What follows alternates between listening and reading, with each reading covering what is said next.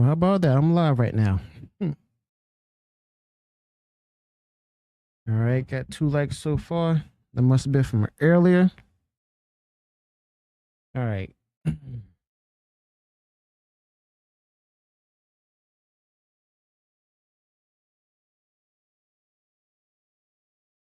I tried streaming from Rumble at the same time, but I don't think I got the kinks worked out for my streaming platform with that site at the same time. So there's that, but I may do a test stream later today and just go ahead and see if I can get that straightened out. But yeah, today we're just gonna go ahead and talk about the current state of Lucasfilm. All right. See if I can get this straightened out right quick.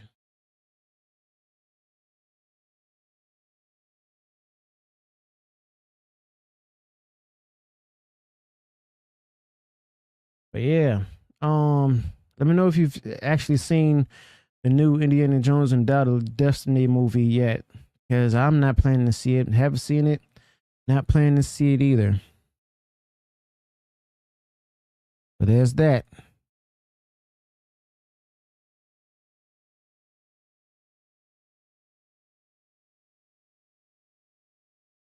But yeah, I guarantee you all this is going to lead to this is leading to a huge panic at Lucasfilm at this time, because they already have enough mess going on. It's been happening for the past few years, ever since last decade.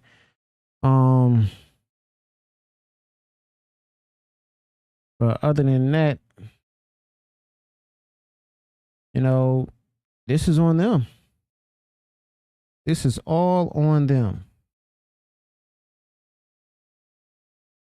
Definitely all on them. No one's to blame but them. They can blame the customers all they want. Hey, go ahead and blame the customers. Yeah, you them that the company itself, from the years of the insults that they gave to the fans when the fans voiced when we voiced our opinions online. Be sure to bear with me because I am pretty tired and stuff. I got a lot done. I was up since 1 something this morning, if not 2 a.m. working on this, and I'm pretty tired. But I'm here. I am here. If you're watching on YouTube, go ahead, join me in the chat.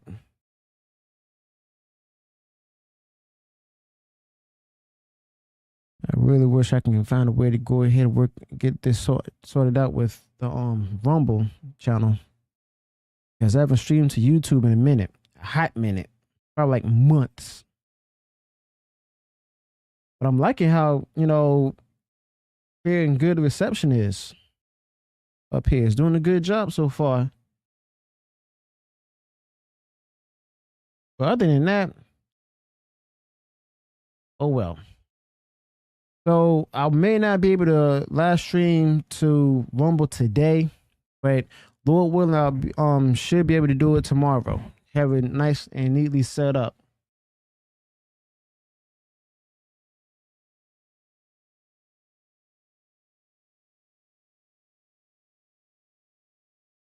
All right. So just want to go ahead and briefly discuss the current state of Lucasfilm, what's happening and everything. I mean, there's not really much to discuss. We all know that Dial of Destiny was destined to flop, and we all can see this a mile away. The trades are actually going into overtime, trying to go ahead and just defend Lucasfilm, trying to put it in a good light, trying to get more people to see it. Deadline's doing it, Variety's doing it, so on and so forth. All right. They even like certain sites saying that is doing well in the UK. But we all know that it's not really doing well because of the costs. And I'm also going to go over that as well.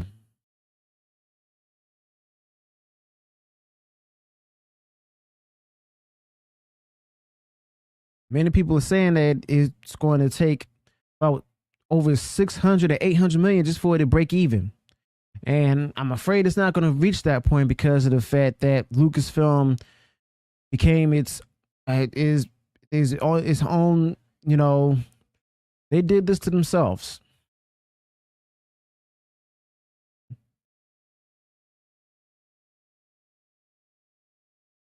Yeah, Akuma in the chat says I haven't seen the new Indiana Jones and I don't plan on to because of the propaganda Lucasfilm promotes nowadays, and it's because of what they did to Star Wars, and Kathleen Kennedy has destroyed both. I'm in agreement with you on that, brother, because yeah, like so far worldwide box office for Dial of Destiny, it's at $129 million. Over $129 million. That's the best it could do for now. Okay, and that's a shame. All right. But other than that, there's going to be, well, I'm not, he just stated that she's, that's one of them. Even she's fired, the damage is already done. Now, I'm doubtful that there's been any reports that she's been fired yet. There's rumors stating that she has not been around in the office, but there was usually when a big time executive like that has been fired, we've seen that from Victoria Alonso. It was announced in the press. And even they said that she was really fired. They said that it was, she left the company, if you will. That's business talk for the fact that she got canned. She got booted out the door.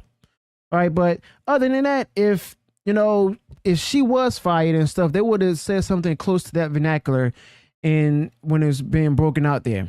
All right. But other than that, I hate to see people lose their jobs, but at the same time, like if you lose your job in the entertainment industry where the audience doesn't like it, you're getting less returns and stuff and finances after you spent bundles and bundles on production as well as marketing, residual costs, as well as giving the theaters their cut and stuff, then that's on you. And the crazy part about it, they're blaming the marketing department. They're blaming the marketing department. Who actually is in charge of the marketing department? Yeah, I could have sworn it's also the president of Lucasfilm, of the company, and who is it that, hired them? Yeah, it's Kathleen Kennedy as well as other executives of Lucasfilm, But I just want to go ahead and get right into this, But yeah, like, this is all done because of them. This is all done because of them and the fact that, based on their own hubris, like this is what's gotten them here. A lot of lackluster, unsuccessful projects and stuff. The only successful things that came out of Lucasfilm was the first 2 seasons of The Mandalorian as well as Rogue One. That's it. All the other things and stuff, either it might have made over $1 billion, but it didn't gain back the money that it spent in theaters or for the theaters. And I'm talking about the Disney sequels of Star Wars, from The Force Awakens all the way to The Rise of Palpatine, all right, or as they call it, The Rise of Skywalker, okay? But other than that, like I said before, this is on them, all right? So this is coming in from comicbook.com, where it talks about, how they're actually defending the Dial of Destiny, saying that it's dominated in the UK box office. This is reported over the weekend, of course. So it says here that Indiana Jones and the Dial of Destiny is crushing at the box office over in the United Kingdom. The Lucasfilm sequel managed to bring in $9 million for the top spot this weekend. That's the 5th biggest opening weekend of 2023 in the United Kingdom. Okay, so they went on ahead and decided to put this as a twist. They decided to go ahead, put this as a twist to justify as well as to defend it even further. But then later on, some of the trades go out there and actually state that it's actually flopped. It didn't do so well in the box office as we anticipated, But this is usually what they do. Remember, they did the same thing with Ant-Man and the Wasp: Quantumania, okay? Where they went on ahead and defended the movie itself, trying to get people to say a lot of good things about the movies to get more people to see it, only come to find out it flopped. It simply flopped, okay? But yeah, like they're not going to make back the money. Before I finish this article, go right here to the numbers. It says here that worldwide box office, the total for it is so far is at over $129 million. Okay, domestically made less money than it did in the global box office. Okay, and I'll be honest with you, surprised but not surprised, and I hate surprises. Okay, but at the same time, it's I don't really have much sympathy, but I'm not going to beat them down. All right. So going along here, and it's a shame. And also got 4 people watching right now. Thank you all for joining me this morning. Let's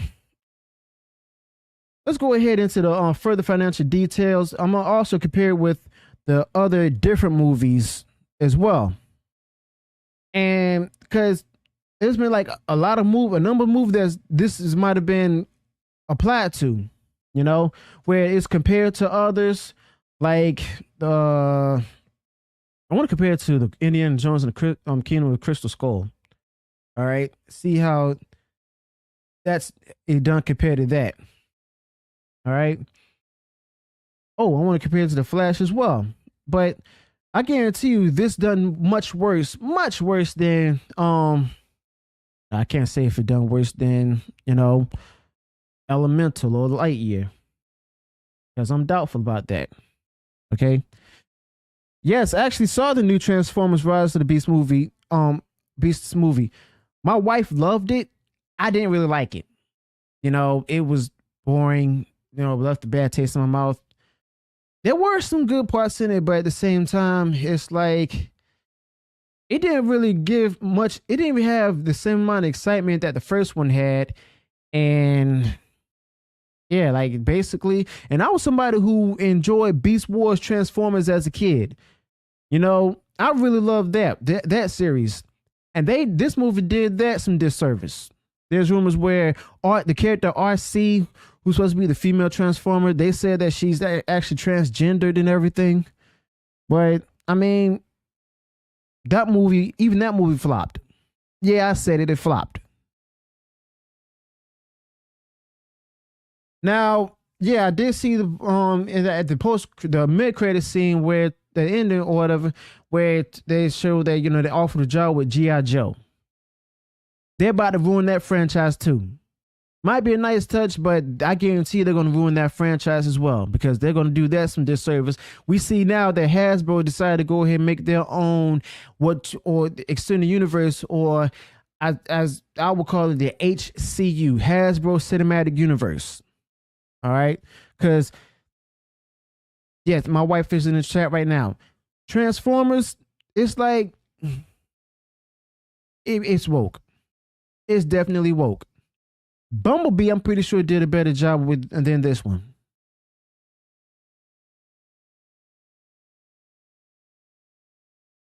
That's what's upsetting. I'm not, but it's whatever. Okay. Now, bringing up the charts to compare Indiana Jones and Dollar Destiny with Indiana Jones and Kingdom of the Crystal Skull as well as with the Flash. Okay. So, production budget out of all the movies, Indiana Jones and Dollar Destiny has the most. We knew that. Over $300 million. $300 million. Boy, oh boy, oh boy. They open up in many more movie theaters than the other two, than Kingdom of the Crystal Skull, as well as the Flash. Now, the domestic opening, it only made over $60 million compared to Indiana Jones and the Kingdom of the Crystal Skull, over $100 million. It did better than the Flash and stuff, and that's sad for the Flash. But this is pretty bad for the movie itself. I want to compare it to Elemental. Let me compare it to that. Because I just want to see, how this will actually manage to how this actually managed to perform, or how is it slated to perform?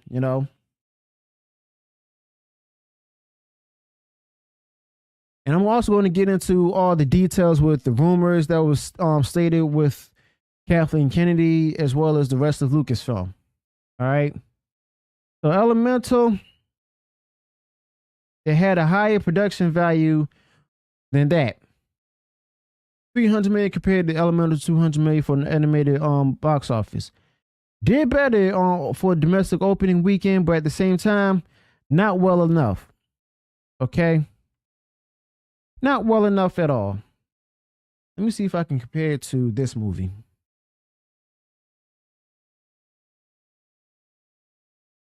I want to compare it to the Super Mario Brothers movie. You know? See how it did there. Yeah, I know it made more money. I know it made more money domestically. I just want to see about how much. Because right now, I'm pretty curious. I'm pretty curious as to see how it's done. So, day 3,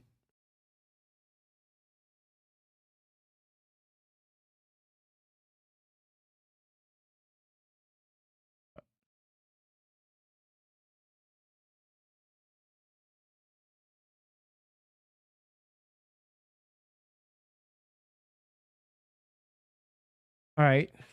So, Dollar Destiny, $60 million compared to Super Mario Brothers, $146 million on box office opening for domestically.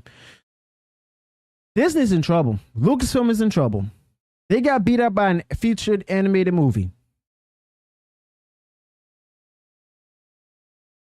Both of them were, popular in the 80s. Both of them are, based on characters that are household names, Indiana Jones compared to Mario, Luigi, so on and so forth.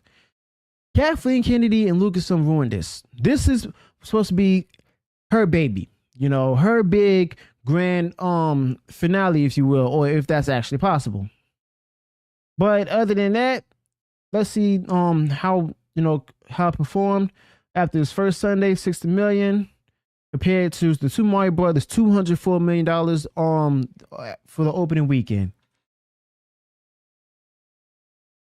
It's a shame. This is definitely a shame because of the fact that you have a movie, and remember, Dollar Destiny had a lot of reshoots. James Mangold, the director of the movie, he kept lying about putting like the rumors to rest about what's happening in the movie, saying these rumors are true, this is misinformation, disinformation, so on and so forth. And the problem with that, we all know that no matter how much he denied, we knew that was going to be true. We knew that was real because of the fact that, remember, the Netflix animated show Masters in Your Universe, or their version of He-Man and everything, Kevin Smith kept calling a lot of YouTubers liars and everything. James Mangold, the director of Dollar Destiny, kept making fun of the different YouTubers as well as fans out there and scoopers who go ahead and put out the information, and those who leak the information out there, only to see that it came true, that there were reshoots done and everything. And whenever there's reshoots, most likely coming from these companies that put out there all the woke content, the film doesn't succeed. Why? Because of the fact that they didn't focus on the story. Instead, they focused more on diversity. Well, other than that, this is what happens. You lose the core audiences. So I'm asking the chat, do you think Bob Iger would sell Disney to Japan? I highly doubt that. I highly doubt that. Because he'll try to, because remember, Bob Iger, he is the majority owner of Disney when it comes to like the stocks and everything. He's the majority owner of Disney because of the fact that, yes, he's backed by the board, but at the same time, he's not willing to go ahead and give up that investment that he put into it unless somebody actually offers a better investment. And I'm highly doubtful that Japan is willing to take it. They also asked if he's willing to sell it to Japan because that might be the only way of that all of Disney can be saved, and also can bring Kingdom Hearts as an extended universe outside of the games. Thing is, how many fans would actually want that? Because nowadays, Kingdom Hearts has been actually put into a bad light because of the fact that they try to also make it more, focused on diversity and inclusivity and everything.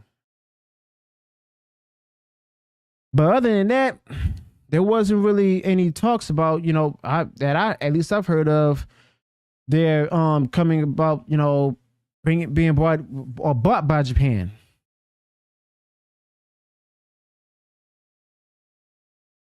But later on today, I will go ahead and look up the numbers again for the Dollar Destiny.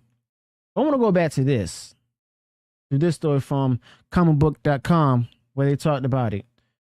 So it says here, during the movie's opening frame, Indiana Jones' Dollar Destiny snared $60 million.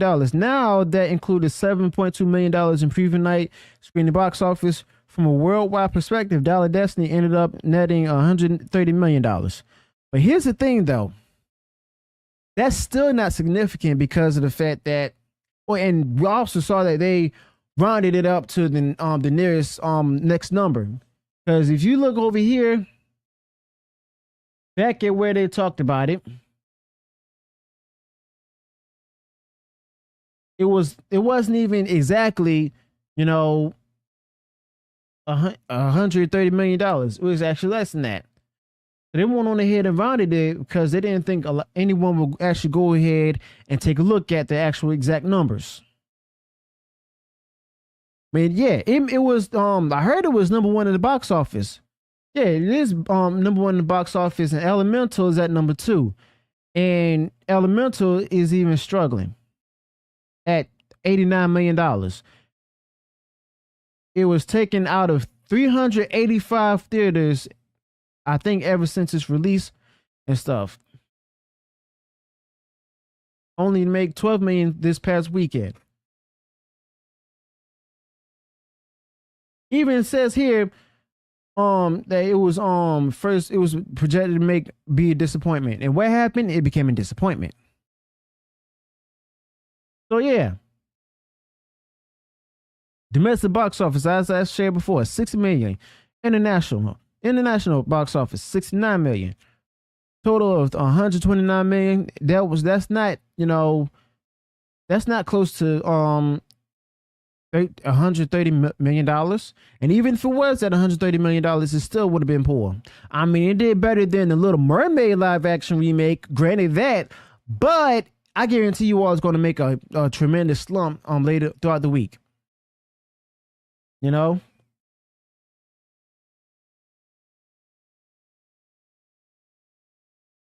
yeah, this and crazy part about it, this movie didn't really match up against any competition in the box office. That's why it's mainly number one, because even though a lot of people didn't see it and stuff, it shows that a lot of people are not interested in it because they know how Lucasfilm do. They know what they're capable of, which isn't much.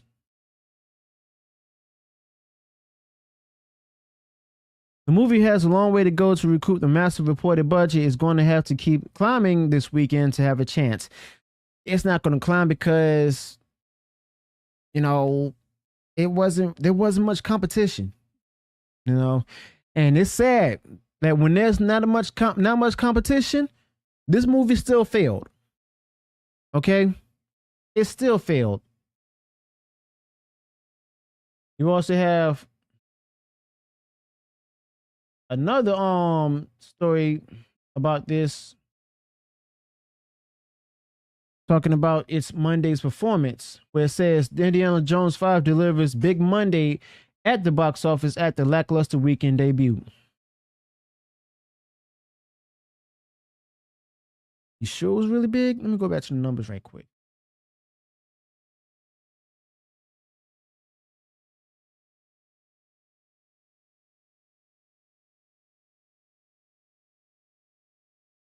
I wouldn't really call it successful or bounce back because 18 million, that's not much.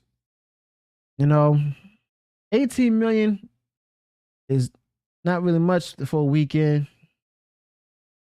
And it's sad. because he didn't really do that much of a bounce back, if you ask me. Now, according to the Hollywood Reporter, Indiana Jones and Dollar Destiny earned $11.8 million at the domestic box office on Monday. That total is on par with the first Monday performances from films like Black Panther: Wakanda Forever and Thor: Love and Thunder. What happened to those movies? They flopped. They flopped later. No, they flopped immediately because of the fact that the amount of money that they've actually made from the opening weekend showed how its projected performance was going to be. And in the end, they failed. You know, especially Thor: Love and Thunder.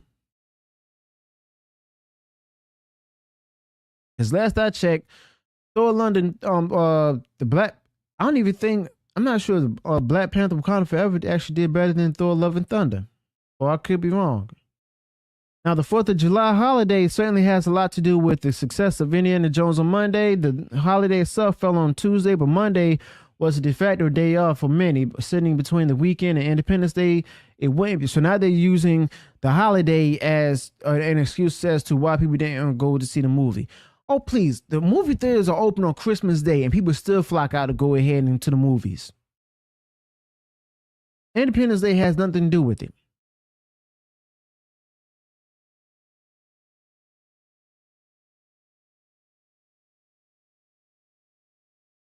So they're trying to go ahead and actually trying to put it like rebut the movie itself as if it's actually successful. Just to go ahead and get more people go out and flock out and go see the movie. Even the Walt Disney Company is trying to downplay the criticism and put the film into a good spotlight, which says here Indiana Jones and the Dollar Destiny opens at number 1 with $130.6 million worldwide. Lucasfilm's Indiana Jones and Dollar Destiny topped the global box office in its opening weekend. Okay, but that doesn't mean anything. That doesn't mean anything. Super Mario Brothers opened up much bigger.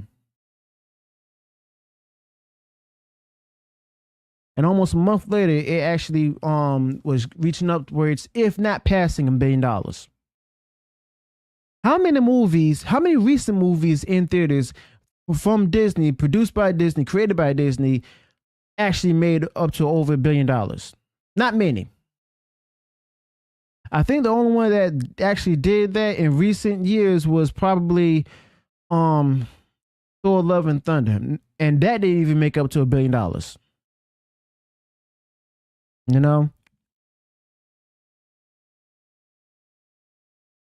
But other than that, Bob Iger's not the only one at fault. You want to know who else is? This woman. Kathleen Kennedy. And then there was also talks of what's happened over what was reported, last week or yesterday, where with the show The Acolyte, where it says the actor from The Acolyte was working for the UK as well as United States government psyops, working for them.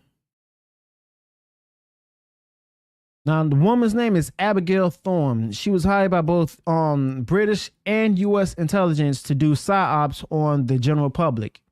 So it was Max Blumenthal, who used to work for the New York Times, who also is on YouTube on the channel called The Gray Zone. Excellent work on him. He may be, a lot of people say, he's pretty biased, but at the same time, he does hit hard against the mainstream narrative, both on the right and the left. Okay. But the thing is, those who are on the left, they give reason for people who are on the far left, like Max Blumenthal, to go ahead and expose them for their true ways. Republicans have been exposed themselves before, but at least the Democrats work harder to go ahead and hide their misdoings and stuff. Now, Max Blumenthal, he actually reported that leaked documents have revealed a state-sponsored influence operation that's designed to undermine the critics of the British government's coronavirus policies by astroturfing a prominent founder of the BreadTube clique of anti-fascist YouTube influencers. The project aims to conduct psychological profiling on British citizens dissenting against policies such as mandatory vaccination and lockdowns, then leverage the data to establish a YouTube channel that portrays these critics as dangerous super spreaders of disinformation. Leaked files obtained by the Grey Zone indicate that the Royal Institution has enlisted the services of Valiant Projects, a social change communications firm founded by a public relations operative previously involved in the UK Foreign Office's campaign for violent regime change in Syria. Now, Valiant has also been sponsored by the U.S. Agency of International Development, or USAID, a U.S. intelligence cutout for a project aimed at investigating disinformation. So in other words, whenever the truth has been put out there, it's automatically labeled as disinformation by those who are continuing to put out there the status quo. But according to internal documents, Valiant plans to design a mass appeal social media campaign funded and owned by prominent social media figure Abigail Thorne, the founder of PhilosophyTube. Valiant's research on British citizens who reject official policy on COVID-19 will be used to devise a campaign that utilizes YouTuber Abigail Thorne's existing platform to achieve a measurable cognitive shift in the target audience, where that file states. But only if but it also talks about, how Thorne is among the most prominent figures within the loosely knit collective of YouTube influencers known as BreadTube, inspired by the title of anarchist Peter Kropotkin's tract, The Conquest of Bread. BreadTube's advances a hyper-identitarian, imperialism-friendly interpretation of socialist politics that has earned its creators enthusiastic promotion from establishment interests. So this is where this is basically where Lucasfilm contributes with going woke, putting a lot of woke elements in there. And I've been told by people that the term woke is referred to, something only for black people, to learn, to get more knowledge about the black unity as well as the culture for Africans and African Americans. But over the years, we saw that the white liberals actually took that. They let the white liberals take that term and use it for themselves. They let them take it. It says here that Thorne is among the most prominent figures within the loosely knit collective YouTube influencers of BreadTube, and they're promoting this agenda where they're advancing a hyper-identitarian, imperialism-friendly interpretation of socialist politics that's earned its creators enthusiastic promotion from establishment interests. In other words, this is where the whole what they're using to score more ESG points, to get a better CEI credit rating. All right. Disney and Lucasfilm are not the only companies doing this. You got others like Bud Light, Target, so on and so forth. But it was said that only a few days ago, Lucasfilm was promoting Abigail Thorne as the first transgender actor to work in Star Wars. Perhaps the studio should not put out the press release on that Abigail Thorne is the first intelligence agent to work in Star Wars. So this is interesting. They say that Abigail Thorne is the first transgendered actress in a Star Wars production, but they're using that to cover the fact that she's an intelligence agent to work in Star Wars with the UK and US governments. This is interesting because I could have sworn before they went on ahead and continued to. They're part of the many crowds who are claiming to work against Russia. But now they're doing the same thing that they're accusing their enemies of doing. Which is no surprise, by the way.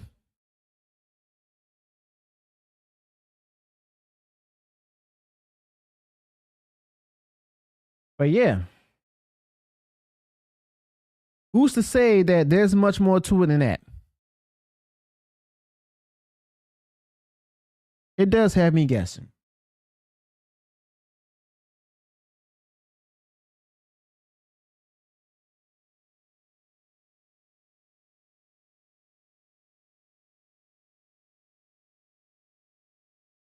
But I'm not surprised because Lucasfilm is slated to fail anyway. We all knew that. We can all tell. Kathleen Kennedy, I'm pretty sure she's going to be shown the door if she hasn't been kicked out already. You know.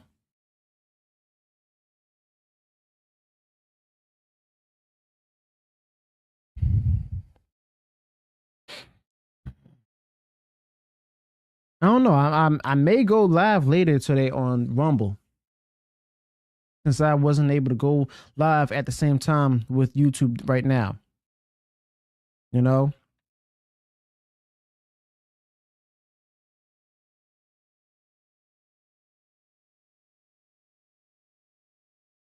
But I will be right back for more talk on Lucasfilm and the current state of Lucasfilm. Going to dive further into the many things of Kathleen Kennedy as well as the various rumors that were reported over the weekend. So please stand by.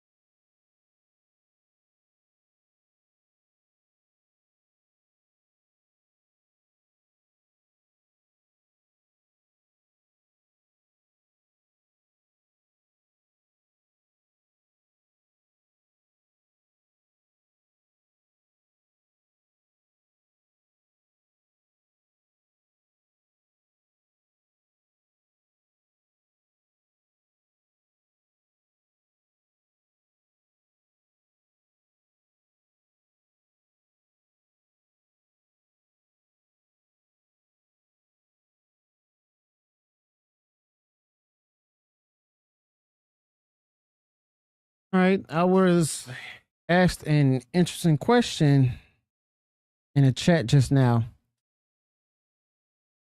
No need to feel stupid.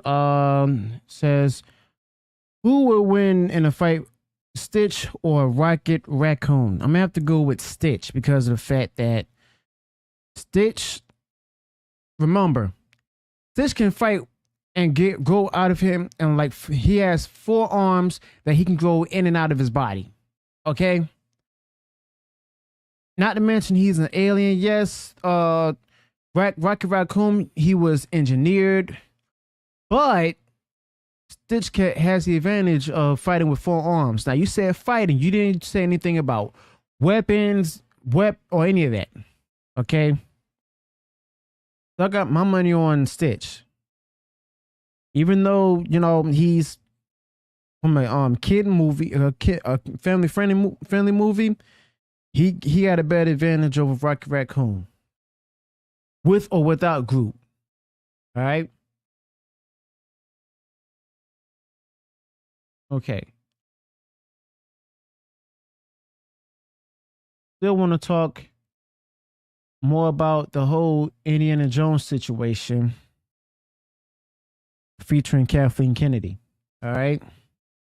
We got another website, the Fandom Wire. I reported on this website before as well, where they talked about, Kathleen Kennedy as well as Indiana Jones 5. Saying that Indiana Jones 5 disaster reportedly final straw for Kathleen Kennedy's Star Wars exit. What is she really bringing to the table? That's what we're wondering for the past decade. Or the decade and some change. Well, like for the past 13 to 15 years. All right. Or at least I was. After I talk about this, I want to go ahead and get into some details about the Barbie movie being banned in some countries. All right, so Phantom Wire is reporting that Indiana Jones 5 disaster reportedly final straw for Kathleen Kennedy's Star Wars exit. What is she really bringing to the table? So it says here, and this was reported a couple of days ago, Kathleen Kennedy has been a formidable weaver in the grand tapestry of cinematic universes where the adventures of Indiana Jones and the Star Wars galaxies are interwoven. First of all, yuck by kissing her behind right here, basically.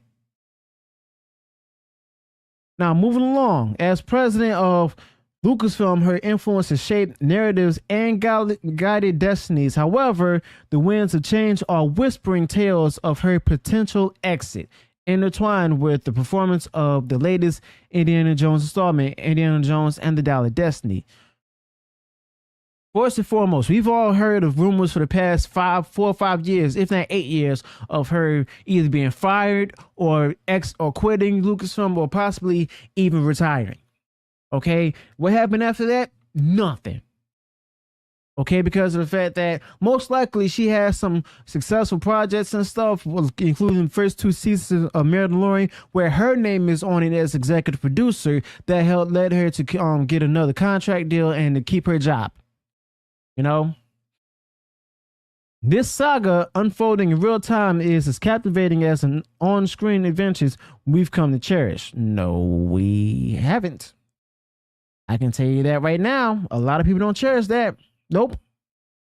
The latest Indiana Jones adventure, The Dial of Destiny, has been a roller coaster ride of... No, it hasn't. It's been a roller coaster ride of fail. So they're saying here that it's reached $130 million. The film falls short of the franchise's previous installment, like I've showed you all from the previous screen from the numbers. Okay? Now, they also say here that the critics and the audiences have mixed reviews, with some praising the action sequences and others criticizing its plot and character development. Not just that, but also the computer generated effects and stuff.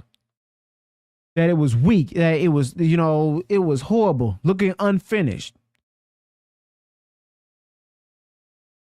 It says here also, the question remains, could the performance of this film be the final straw that led to Kennedy's exit? A lot of people saying that Kennedy is gone from Lucasfilm. There wasn't any reports confirming that or anything, but it seems to me that someone's hiding something, or it may not be true. It may just be another rumor that's going to be proven false. I don't know. But in my opinion, it's not a matter of, worrying about if she's gone and stuff, or the fact that she may be gone. But the bigger question remains, and I said this before on different live streams and as well as previous videos of my own. Worry about who they're going to set to replace her. Because I guarantee you all, they're going to replace her with someone that's much worse than her, with a bigger intention of putting out there a lot of woke content, a lot of virtue signaling in the content, political agenda, so on and so forth. I guarantee you that they're going to make that the next person or people are going to make it worse. We've also heard about rumors that Lucasfilm will be sold back to George Lucas, or possibly even some big Middle Eastern businessman and everything, but that has like a lot of holes in it and a lot of doubts. It's wishful thinking, but I'm doubtful, because this is Disney and Lucasfilm we're talking about. Now, the whispers of Kathleen Kennedy's potential departure from Lucasfilm have grown louder, echoing through the corridors of the entertainment industry. The rumor mill, fueled by sources ranging from YouTube channels to online publications, paints a picture of a changing guard at Lucasfilm. Reports of a rumored multi-million-dollar severance deal suggest a planned exit strategy. It seems to me that if they have a rumor about a severance deal, most likely they probably already named her replacement. That's my guess. I guarantee you all, they probably named her replacement. They probably got somebody that's far worse than that. Will they keep the story group? I don't know.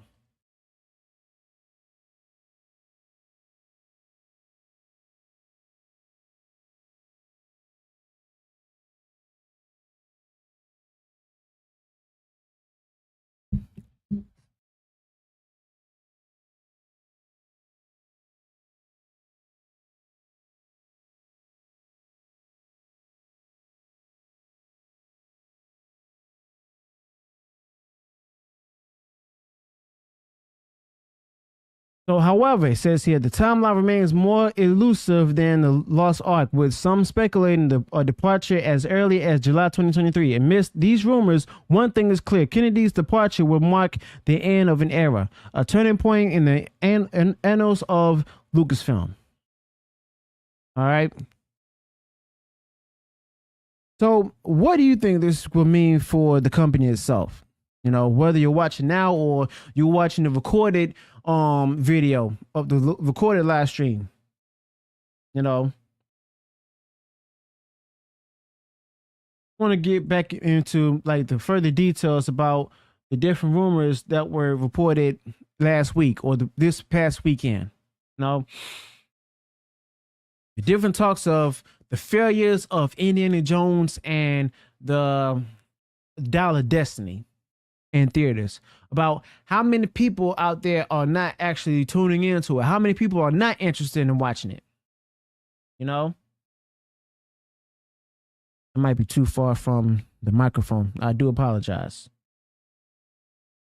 I also apologize for a lot of the buffering that's happening within this stream. But yeah, appreciate you all coming out today. Oh, I forgot the story about the whole non-Disney related story where it talks about Barbie. It says here, the Philippines threatens to join Vietnam in banning Barbie. It says here, the country's censorship board is currently debating whether to block the local film release of the film because of brief scene showing the so-called 9-9 on the map of Asia, China's controversial territorial claims in the South China Sea. So it says here, film regulators from the Hollywood Reporter reporting this in the Philippines are threatening to join Vietnam in banning Warner Brothers' much anticipated Barbie movie over a scene in the film that depicts the politically sensitive map of Southeast Asia. It says here on Monday, which was earlier this week, Vietnam's National Film Evaluation Council said it was banning all screenings of the film for its on-screen inclusion of the map showing the so-called 9-dash line, a U-shaped line indicating China's controversial territorial claims in the South China Sea, which Vietnam, the Philippines, Taiwan, Malaysia, and Brunei are say they violate their sovereignty. So in other words, China's still trying to claim them as part of China, but these territories and countries are saying the opposite. Speaking of CNN Philippines on Tuesday, local Senator Francis Tolentino said if the invalidated 9-dash line,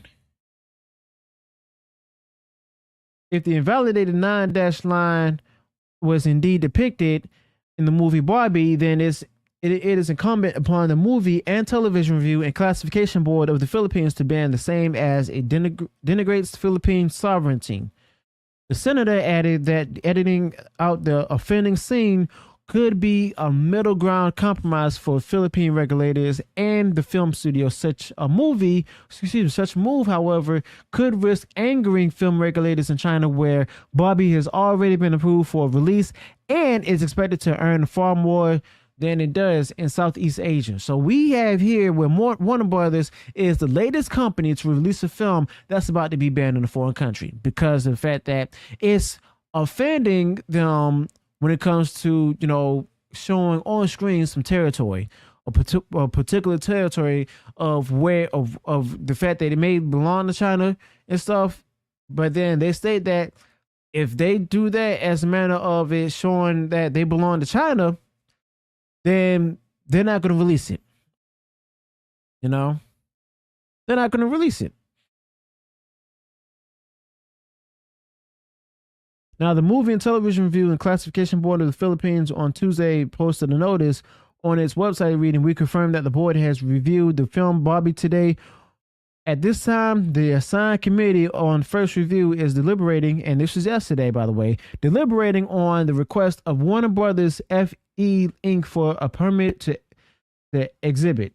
The MTRCB only tends to post such notices when a film's release permission is in dispute. It did not add when a decision might be reached. So Vietnam and the Philippines, while smaller film markets are highly negligible, a major Hollywood hit can earn anywhere from $5 million to over $10 million in each country. Though its use of the 9-dash line, China has attempted to claim 90% of it from the South China Sea. In 2016, an international tribunal at The Hague ruled that China had no legal basis for such claims, but Beijing has not recognized the ruling, instead flexing its growing military might by building extensive military installations on previously uninhabited islands in the region. This isn't the first time that Vietnam and the Philippines have taken umbrage with the U.S. movies for showing China's preferred map. Sony's Uncharted, starring Tom Holland, was banned in both countries last year for the same reason. That's interesting. So, yeah, we have another movie here that's at risk of failing to play in an international country because of the fact that it's offending them geographically, claiming that China owns them.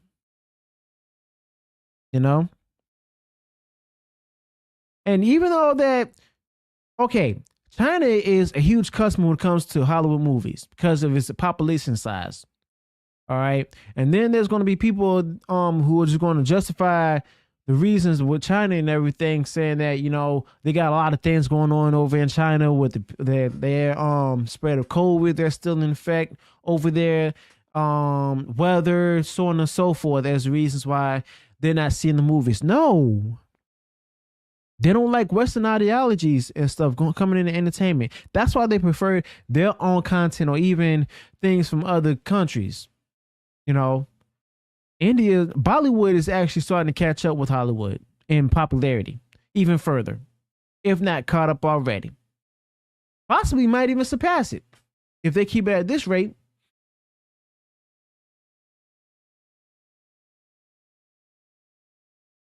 But yeah, It's unfortunate, but not surprising.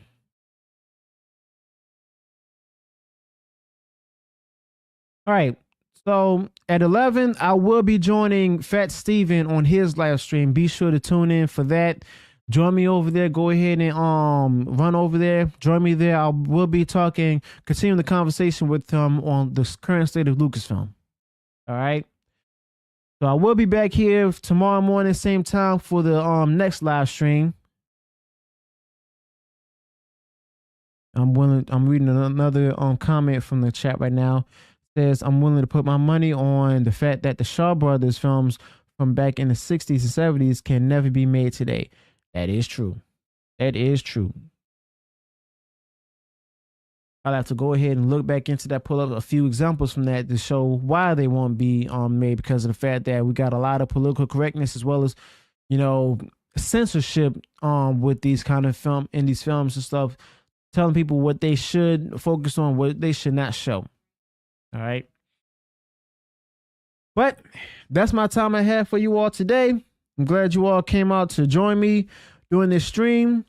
Be sure to subscribe to the channel. I'll be sure to have some videos up later on the channel where I talk more about, the industry with geek culture, pop culture alike. If you have any comments or questions, go ahead and feel free to leave that in the comments below. Let me know what we're wrong in the live stream. Also, be sure to give me any feedback so I can go ahead and make the live stream even better. All right. So thank you for joining. Feel free to smash like button, share far wide across social media. If you enjoyed all the content out there, go